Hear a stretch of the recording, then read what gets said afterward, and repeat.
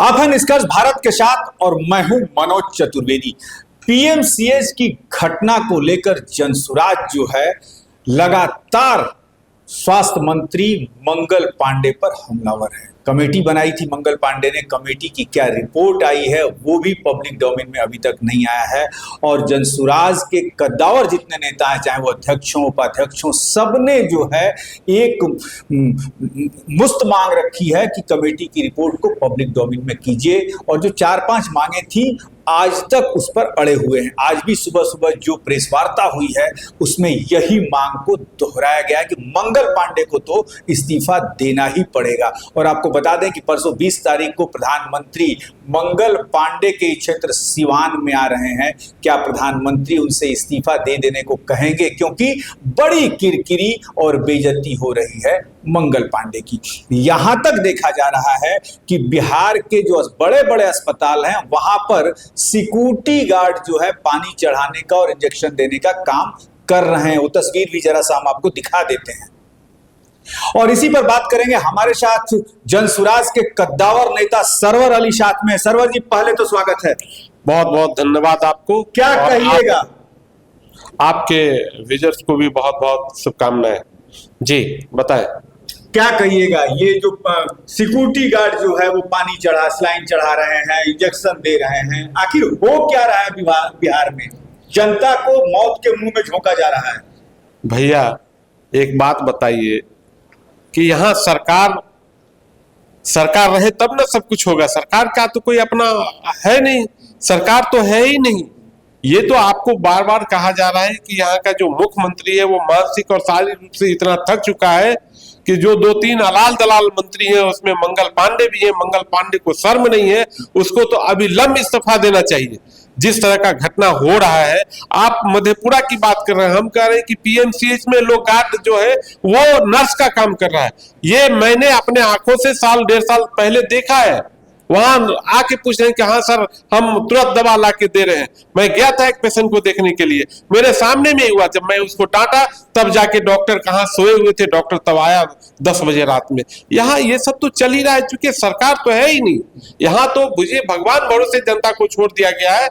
लेकिन मैं आपके माध्यम से कहना चाहता हूँ सरकार को कि सरकार तुम ये बात समझ लो, तुमको इसका हर्जाना 2025 के इलेक्शन में तुमको दौड़ा दौड़ा के लोग तुमको जनता यहाँ की भगाएगी। और जनसुराज पार्टी जो अच्छी सोच लेकर आई है, जो अच्छा काम करने को तैयार है, वो आएगी और इस पूरे चरमरा व्यवस्था को, जो गलत तरीके से व्यवस्था है, उसको बदलेगी। देखिए, कल भी एक प्रेस कॉन्फ्रेंस आप लोगों ने की पंचायती राज कानून के बारे में, और पंचायती राज कानून को हम आज रात भर उसका स्टडी किए।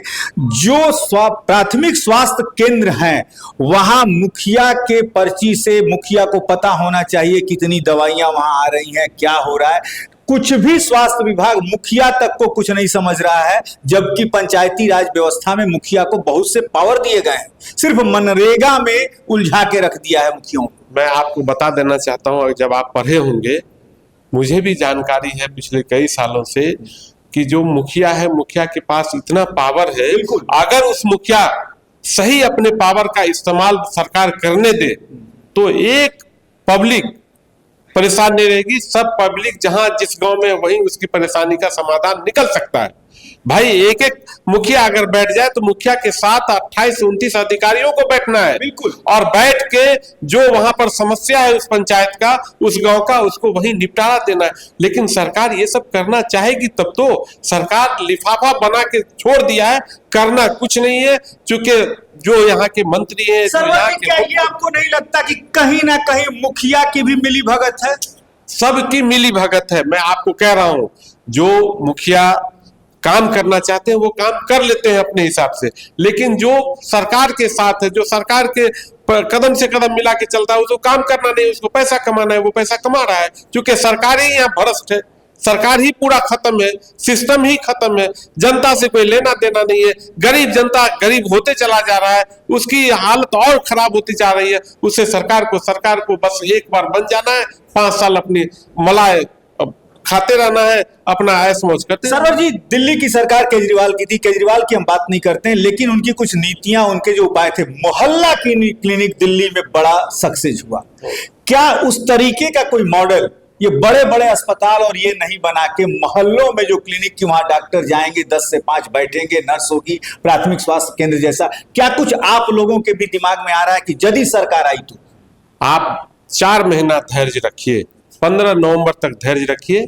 जन स्वराज पार्टी जब आएगी, आपको 1 महीने के अंदर में जो स्वास्थ्य व्यवस्था बिहार का इतना गिरा है, बदतर है, उसकी स्थिति 1 महीने में इतनी अच्छी हो जाएगी कि पूरा देश देखेगा। पूरे देश में एक मिसाल बनने वाला है। आदरणीय प्रशांत किशोर जी के पास जो विजन है, जो वो उन्होंने एक बना के रखा हुआ है खाका, आपको समझ में आएगा। लेकिन सरवर जी, मैं बार बार कह रहा हूं, अधिकारी तो वही हैं जिनको भ्रष्टाचार की और पैसे की भूख है। अधिकारी तो वही रहेंगे, कितना कमान कसेंगे आप? सर, ये सब डिपेंड करता है कि ऊपर में जो बैठी हुई सरकार है, उसकी नीयत कैसी है।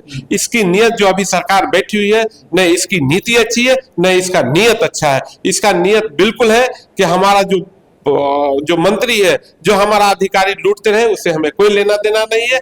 इसलिए मैं कह रहा हूं कि जब इंसान की नीयत अच्छी हो जाती है, उसकी नीति भी अच्छी हो जाती है, उसका काम भी अच्छा हो जाता है। मैं आपको बता रहा हूं कि नोएडा में जो मोटरसाइकिल चलाने वाला है, वो हेलमेट नहीं पहनता है, लेकिन दिल्ली आते ही इसलिए हेलमेट पहनता है कि वो जानता है कि दिल्ली में अगर हम हेलमेट नहीं पहनेंगे तो तुरंत हमारा चालान हो जाएगा। इसलिए वही आदमी एक जगह हेलमेट नहीं पहनता है, दूसरी जगह अगर उसकी नीति अच्छी होती है तो वो हेलमेट पहन लेता है। इसलिए मैं कह रहा हूं कि जैसे ही सरकार बनेगी, सरकार जैसे आदरणीय प्रशांत किशोर, स्वास्थ्य व्यवस्था अच्छा होगा। एक और तो अड़चन आएगी ना, जैसे चाहे जो भी सरकार हो, जैसे डॉक्टरों पे थोड़ा सा कड़ाई करती है, इंडियन मेडिकल एसोसिएशन हवा देता है और डॉक्टर स्ट्राइक पे जाते हैं, ये भी समस्या आपको झेलनी पड़ेगी। नहीं, समस्या कुछ नहीं है। जिसका जो हक है उसको हक देना पड़ेगा। हमको जितने डॉक्टर की जरूरत है, हम एक डॉक्टर से अगर 24 घंटा काम कराएंगे, वो कहां से करेगा? उसको आराम भी चाहिए भाई। अब हॉस्पिटल में चाहिए 100 डॉक्टर, आपके पास है 20 डॉक्टर, उसी 20 डॉक्टर से आप काम कराएंगे तो जाहिर सी बात है, जब डॉक्टर को आप फैसिलिटी नहीं देंगे तो काम कहां से करेगा?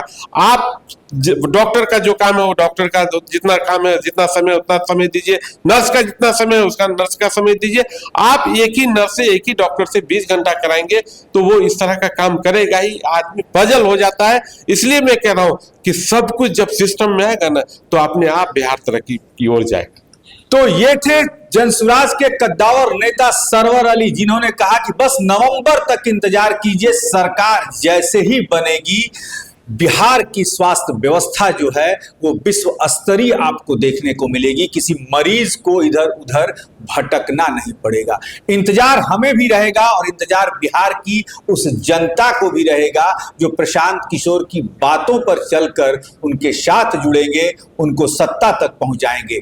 देखना है नवंबर के बाद क्या प्रशांत किशोर जिस बदलते बिहार का सपना देख रहे हैं, जनता कितने उनके साथ चलती है। कैमरामैन गौरव के साथ मनोज चतुर्वेदी, पटना।